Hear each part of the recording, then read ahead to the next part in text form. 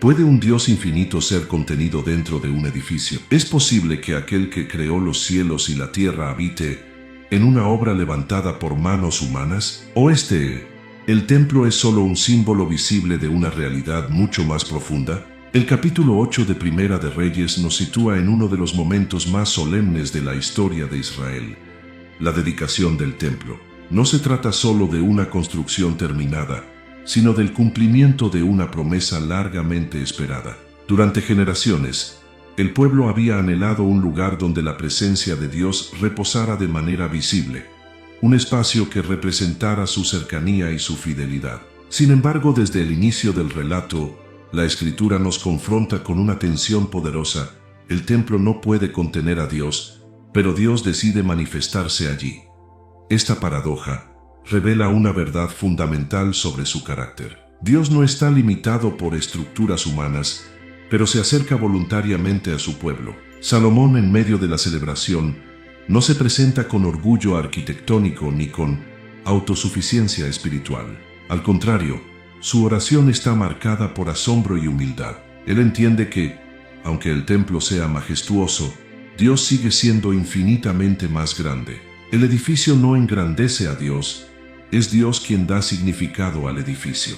Esta introducción nos invita a revisar una pregunta crucial para nuestra vida espiritual. ¿Hemos reducido la presencia de Dios a lugares, rituales o momentos específicos, o entendemos que el Dios incomparable busca habitar en un corazón rendido más que en un espacio físico? El templo es importante, pero no es el centro. El centro es la presencia de Dios y su deseo de habitar en medio de un pueblo que le honra. Salomón reconoce que Dios no pertenece a un lugar, pero aún así ora para que Dios oiga desde el cielo cuando el pueblo clame hacia ese lugar. Aquí se establece el eje de todo el capítulo. Un Dios que no puede ser contenido pero que escucha. Un Dios trascendente pero cercano. Un Dios incomparable, pero dispuesto a relacionarse. Antes de avanzar, debemos entender esto. El templo no fue construido para que Dios encontrara un lugar donde vivir, sino para que el pueblo recordara quién es Dios y hacia quién debía volver su corazón.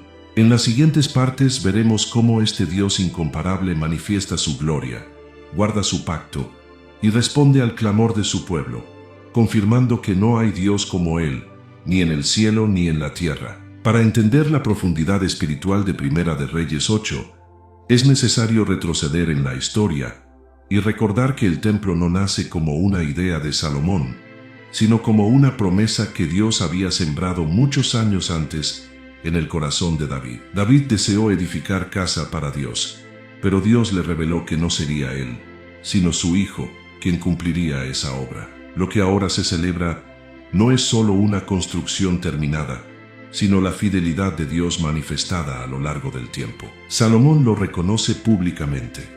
No se atribuye el mérito.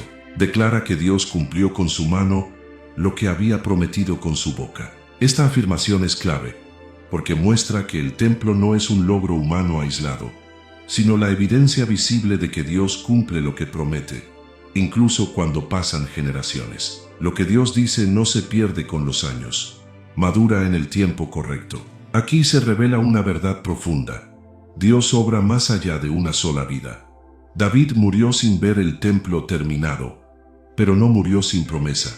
Salomón vive el cumplimiento, pero reconoce que no comenzó con él. Esto enseña que muchas de las obras de Dios no se entienden desde la prisa humana, sino desde la perspectiva eterna. El templo se convierte así en un memorial vivo.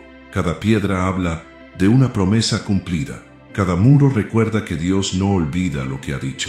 Para Israel, este momento reafirma que su historia no está gobernada por el azar, sino por la fidelidad de un Dios que dirige los tiempos. Este principio también confronta nuestra fe hoy. ¿Confiamos en Dios solo cuando vemos resultados inmediatos? ¿O creemos que Él sigue obrando aun cuando no vemos el cumplimiento todavía? Salomón entiende que lo que se está inaugurando no es simplemente un edificio, sino una etapa nueva en la relación de Dios con su pueblo. Dios sigue siendo el mismo, pero ahora hay un lugar donde su nombre será invocado, donde el pueblo recordará que Él es fiel a su pacto. antes de que la gloria llene la casa y la nube se manifieste. La Escritura establece este fundamento. Dios cumple lo que promete, y esa verdad sostiene todo el capítulo. Después de hablar del cumplimiento de la promesa, el relato alcanza un punto de máxima intensidad espiritual. El templo está terminado, el arca es trasladada, los sacerdotes ministran, el pueblo se reúne.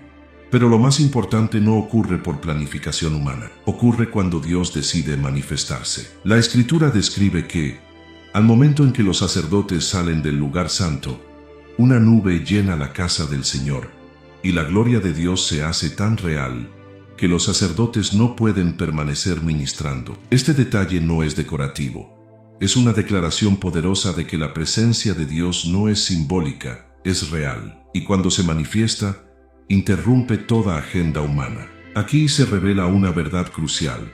El templo podía estar perfecto en estructura, pero sin la presencia de Dios, sería solo un edificio impresionante. La nube demuestra que lo que hace santo un lugar no es su arquitectura, sino la gloria de Dios reposando en él. Israel no celebraba solo un logro nacional, estaba presenciando una confirmación divina. Esta manifestación también enseña que Dios no está obligado a responder a los rituales. Él responde a lo que honra su nombre.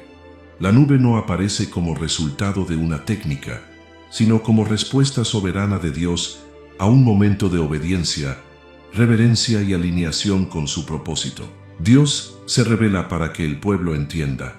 Él está presente. Él está en medio. Él ha aceptado este lugar como punto de encuentro. Y el hecho de que los sacerdotes no puedan ministrar es extremadamente significativo. Muestra que hay momentos donde la presencia de Dios es tan dominante que el servicio humano queda en silencio. No porque el servicio sea malo, sino porque Dios está demostrando algo. No se puede manejar la gloria. La gloria no se administra. Se recibe con temor, adoración y rendición. Esto también confronta una espiritualidad superficial. Podemos tener estructura, organización, canto, liturgia y actividades. Pero si Dios no se manifiesta, todo puede convertirse en forma vacía. En cambio, cuando Dios se manifiesta, la forma se rinde, la presencia toma el control. Aquí surge una pregunta inevitable.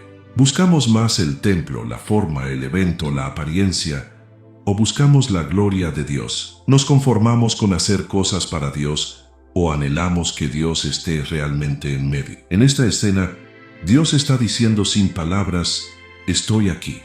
Y esa es la diferencia entre religión y presencia. La religión puede continuar sin gloria. La presencia, cuando llega, transforma el ambiente por completo. Después de que la gloria llena la casa, podría parecer que el templo se convierte en el lugar definitivo de Dios. Pero Salomón, lejos de caer en triunfalismo, pronuncia una de las declaraciones más profundas de todo el capítulo. Reconoce algo que protege al pueblo de un error peligroso. En Primera de Reyes 8, 27, se narra: pero es verdad que Dios morará sobre la tierra. He aquí que los cielos, y los cielos de los cielos, no te pueden contener, cuanto menos esta casa que yo he edificado. Esta frase es una sacudida espiritual. Salomón celebra la presencia de Dios, pero al mismo tiempo declara que Dios es incontenible. El templo no lo encierra, el edificio no lo reduce. La gloria se manifestó allí, pero Dios no quedó atrapado allí. Aquí se revela una paradoja santa. Dios es trascendente y sin embargo, cercano. Es demasiado grande para ser contenido por la creación, pero decide inclinarse hacia su pueblo. Esto rompe dos extremos peligrosos: la idea de un Dios tan lejano que no se relaciona, la idea de un Dios tan manejable que se limita a nuestras estructuras. Salomón está enseñando al pueblo que la presencia de Dios no se controla con un lugar. El templo es un punto de encuentro, pero no un límite. Esto es vital, porque el corazón humano tiende a convertir lo santo en objeto, lo espiritual en rutina, lo divino en costumbre. Salomón evita eso al afirmar: Dios es más grande que todo lo que podemos construir. Esta parte del capítulo también coloca al rey en el lugar correcto. Salomón no se engrandece por haber construido una casa. Se humilla porque entiende que lo construido no puede compararse con aquel para quien fue construido. Es el reconocimiento de que toda obra humana, por grande que parezca, es pequeña ante la grandeza de Dios. Y aquí aparece una pregunta inevitable para nosotros. ¿Hemos reducido a Dios a un lugar, a un horario, a una forma, a un ritual? Pensamos que Dios está solo cuando todo se ve como esperamos. Salomón nos enseña que Dios puede manifestarse en el templo, pero también puede escucharnos desde el cielo. La comunión con Dios no depende de paredes, depende del corazón. El templo orienta, pero no reemplaza la relación. Este pasaje nos prepara para una declaración central que da título a tu estudio.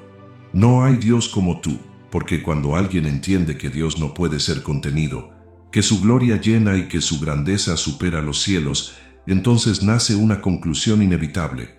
Nadie se le compara. En el corazón de la oración de Salomón aparece la frase que define el espíritu de todo el capítulo y que sostiene el título de este estudio. En Primera de Reyes 8, 23, se narra: Señor Dios de Israel, no hay Dios como tú, ni arriba en el cielo ni abajo en la tierra. Esta declaración no es una emoción religiosa, es una conclusión nacida de hechos. Salomón no dice, no hay Dios como tú porque le enseñaron a decirlo.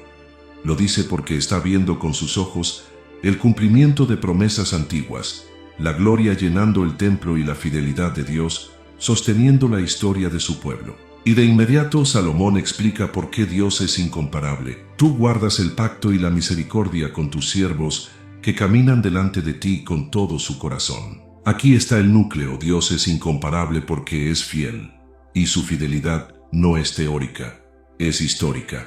Dios prometió a David una descendencia en el trono y un hijo que edificaría casa a su nombre. Ahora Salomón está allí, orando con el templo delante, y sabe que nada de esto ocurrió por casualidad. Ocurrió porque Dios guarda lo que dice. Esta parte revela que la comparabilidad de Dios no se reduce a su poder, sino también a su carácter. Muchos pueblos creían en dioses poderosos, pero esos dioses eran inestables, caprichosos o manipulables. El Dios de Israel, en cambio, se revela como constante, veraz y misericordioso. Él no solo tiene poder, sino también pacto. No solo puede, sino que cumple. La palabra pacto aquí es clave. Significa que Dios se compromete. No actúa por impulsos. Se relaciona por fidelidad. Salomón reconoce que el templo no es un monumento político, sino una prueba visible de que Dios honra su pacto. Y junto al pacto aparece la misericordia. Esto es revelador, porque Salomón sabe que Israel no es perfecto. Si Dios fuera solo justicia implacable, el pueblo no podría permanecer. Pero Dios es incomparable porque une dos realidades que el corazón humano necesita: fidelidad y misericordia. Es decir, Dios mantiene sus promesas y al mismo tiempo sostiene al pueblo cuando falla, llamándolo al arrepentimiento y restaurándolo. Este pasaje nos confronta con una pregunta esencial. ¿Conocemos a Dios por repetición religiosa o por experiencia real de su fidelidad? Podemos decir no hay Dios como tú porque hemos visto su mano sosteniéndonos. Salomón también establece una condición espiritual. Dios guarda pacto y misericordia con los que caminan delante de Él con todo el corazón. Esto no es perfección, es dirección. No habla de una vida sin fallas, sino de un corazón que no se divide, que no negocia, que busca a Dios con sinceridad. Aquí el capítulo se vuelve intensamente personal. El templo fue construido, la gloria se manifestó, pero el punto central sigue siendo el corazón. El Dios incomparable no busca solo un edificio, busca a un pueblo que le pertenezca de verdad. En el clímax de la dedicación del templo, la escena toma un giro profundamente revelador. Salomón, el rey más asociado con sabiduría, riqueza y grandeza, hace algo que define su madurez espiritual en este momento. Se humilla públicamente delante de Dios. La Escritura muestra que Salomón se coloca delante del altar, se arrodilla, extiende sus manos al cielo y ora. Esta postura no es un detalle ceremonial, es un mensaje espiritual. El liderazgo verdadero no se sostiene en poder humano, sino en dependencia de Dios. Este es un contraste poderoso. Un rey podría haber aprovechado este día para exhibir su éxito, para consolidar su imagen ante la nación. Pero Salomón hace lo contrario. Demuestra que, aunque el templo sea majestuoso, sin Dios no hay futuro. Él sabe que un edificio no garantiza la bendición. La bendición depende de la relación con Dios. Aquí se revela un principio central de un Reyes 8. El templo no fue dedicado principalmente con discursos, sino con una oración que reconoce la fragilidad humana. Salomón ora con una conciencia clara. El pueblo necesitará perdón, dirección y restauración. Él no habla como si Israel nunca fuera a fallar. Habla como quien conoce el corazón humano y entiende que, sin misericordia, la nación se romperá. Por eso su oración incluye peticiones específicas: que Dios escuche cuando el pueblo peque, cuando sea derrotado, cuando haya sequía, cuando enfrente juicio, cuando clame en angustia. Es impresionante. En el día más glorioso, Salomón no solo celebra, anticipa la necesidad futura del pueblo. Esto define la verdadera intercesión. No ora solo por el presente brillante, ora por los días oscuros que vendrán. Salomón entiende que las crisis no se evitan solo con celebraciones, se enfrentan con un corazón preparado para buscar a Dios. Aquí también vemos al rey como puente espiritual. Salomón no ora solo como individuo, ora como representante del pueblo. Se coloca en la brecha. Esto es clave porque revela el propósito del templo.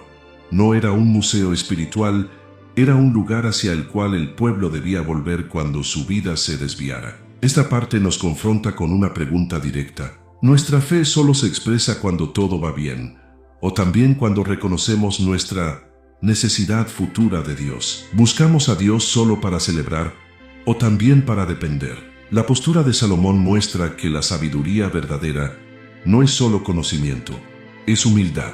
El rey más grande se arrodilla porque sabe que delante del Dios incomparable no hay grandeza humana que sostenga el alma. En medio de la grandeza del templo, Salomón introduce una verdad que sostiene todo el capítulo. El templo no es un fin, es un punto de encuentro para el clamor. Por eso una expresión se repite una y otra vez en su oración como un eco insistente: oye desde el cielo y perdona. Este patrón es profundamente revelador.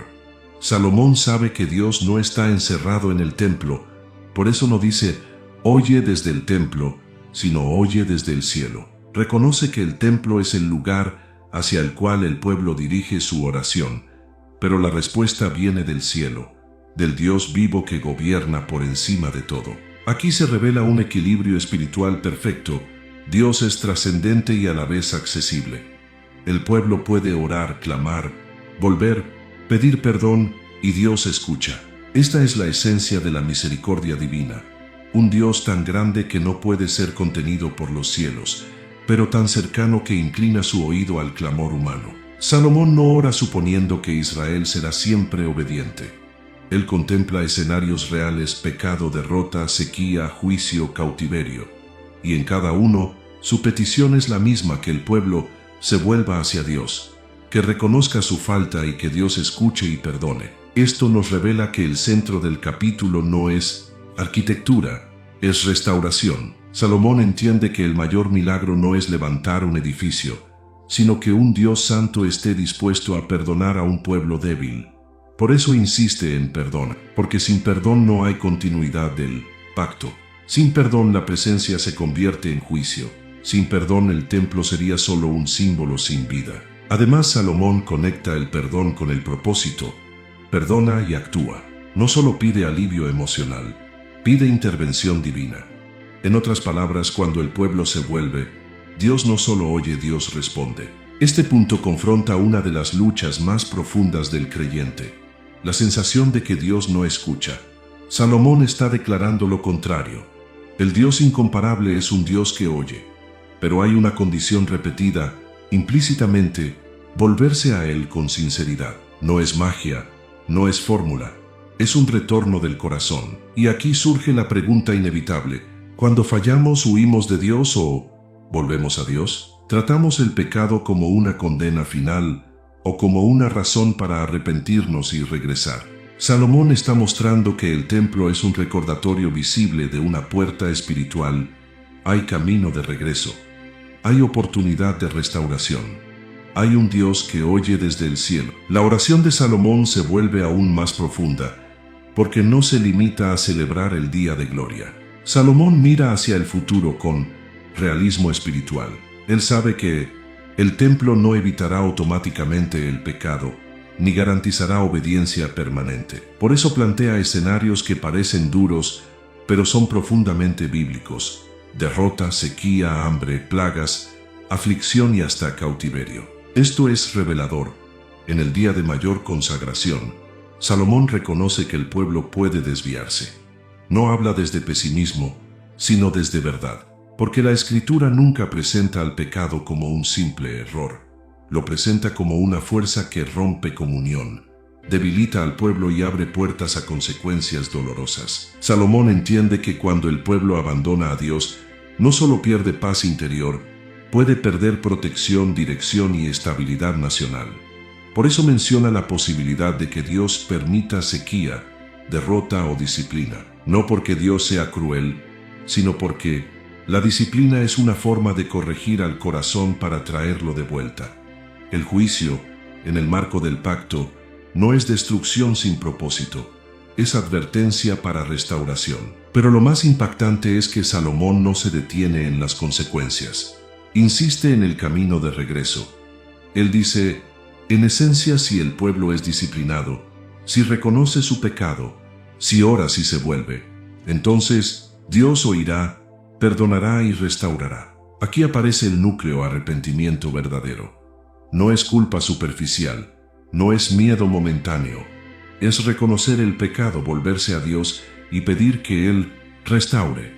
Salomón repite el patrón una y otra vez: si pecan, si son afligidos, si vuelven a ti, si oran hacia este lugar, entonces oye desde el cielo y perdona. Este capítulo revela una esperanza inmensa.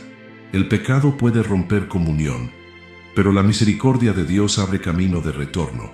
El templo, entonces, se convierte en un símbolo de que Dios no solo habita con su pueblo, sino que también está dispuesto a recibirlo cuando se arrepiente. Esto confronta nuestra vida espiritual hoy. ¿Qué hacemos cuando fallamos? ¿Nos escondemos? ¿Nos endurecemos? ¿Nos rendimos? ¿O volvemos? Porque Salomón enseña que el punto de quiebre no es la caída, sino la decisión posterior. El orgullo endurece y aleja. El arrepentimiento humilla y restaura. Y hay un detalle clave. Salomón incluye también al extranjero, al que no pertenece originalmente a Israel, y pide que Dios escuche cuando ese extranjero ore hacia este lugar. Esto muestra que la misericordia de Dios no es pequeña. El Dios incomparable no solo escucha a los suyos, también atrae a los que vienen de lejos y le buscan sinceramente. Después de la manifestación de la gloria, de la oración intercesora y de las peticiones de perdón y restauración, el capítulo muestra una respuesta colectiva. El pueblo no queda igual. La presencia de Dios no fue un evento para observar. Fue una realidad que exigió una reacción, y la reacción del pueblo se expresa con 3 señales claras: reverencia, sacrificio y gozo. Salomón bendice a la congregación. No los entretiene, no los impresiona con palabras vacías, los conduce a reconocer la fidelidad de Dios. El pueblo entiende que ese día no se trata de Salomón, ni de arquitectura ni de política. Se trata de que Dios ha cumplido su palabra, ha permitido levantar su casa y ha manifestado su gloria. Es como si Israel entero estuviera presenciando una confirmación: Dios está en medio de nosotros. Entonces aparecen los sacrificios. El texto describe ofrendas en gran cantidad. Esto no es exageración ceremonial, es el lenguaje bíblico de un pueblo que responde con entrega. El sacrificio representa reconocimiento: Dios es santo, Dios es digno, y no se le honra con lo sobrante. En la Escritura, cuando el corazón está verdaderamente conmovido, el altar no queda vacío. Aquí se revela una verdad profunda. La presencia de Dios produce respuesta, no indiferencia. Cuando el pueblo percibe que Dios es real, la adoración deja de ser rutina, se vuelve rendición, se vuelve gratitud, se vuelve compromiso. El capítulo también muestra que el gozo no fue superficial.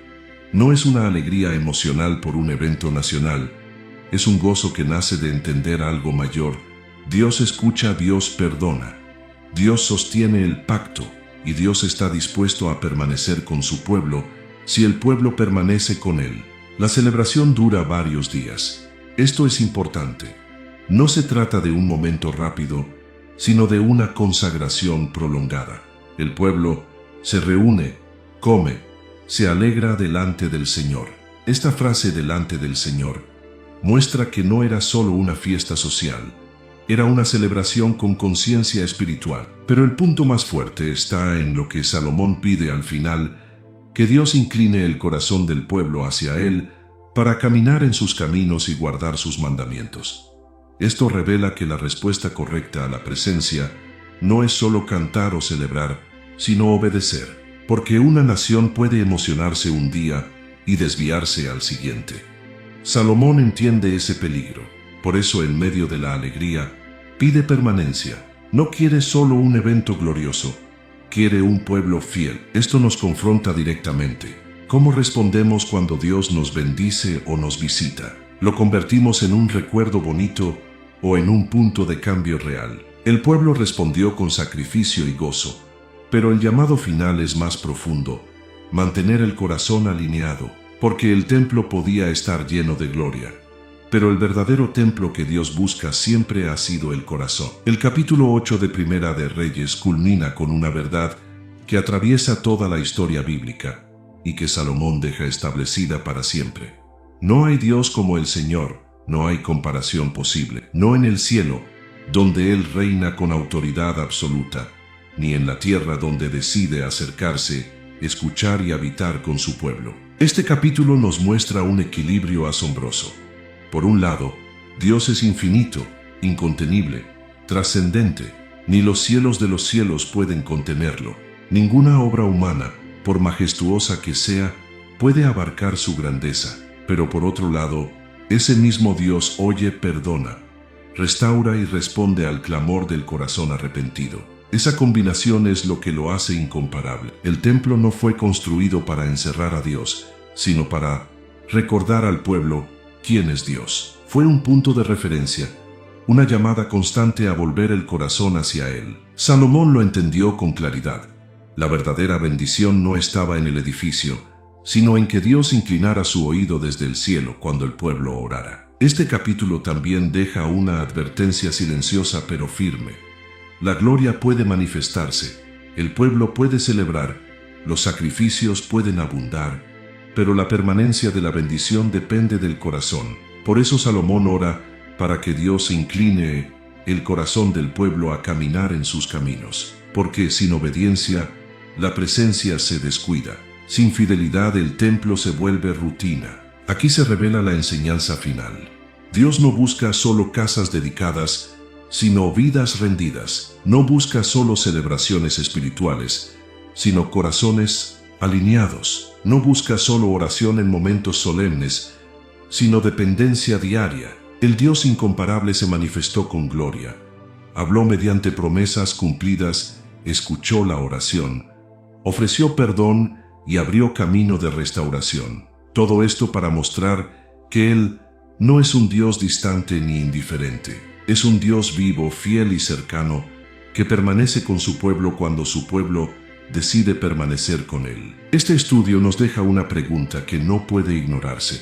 Reconocemos que no hay Dios como Él solo con palabras o con la manera en que vivimos, porque no hay Dios como Él, tan grande que nadie lo contiene, tan santo que inspira temor, tan misericordioso que perdona, tan fiel que cumple lo que promete. Y esa es la razón por la que este capítulo no termina en el templo, sino en el corazón del creyente. Allí es donde Dios desea habitar hoy. Si buscas crecer en tu conocimiento de la palabra de Dios y profundizar en tus estudios bíblicos, te invitamos a suscribirte a nuestro canal Sabiduría Bíblica. Aquí encontrarás reflexiones profundas, estudios bíblicos detallados y enseñanzas para fortalecer tu fe. No olvides darle clic a la campanita para no perderte ningún contenido, y si este mensaje ha sido de bendición para ti, compártelo con otros para que también puedan crecer espiritualmente. Únete a nuestra comunidad y sigue avanzando en tu caminar con Dios.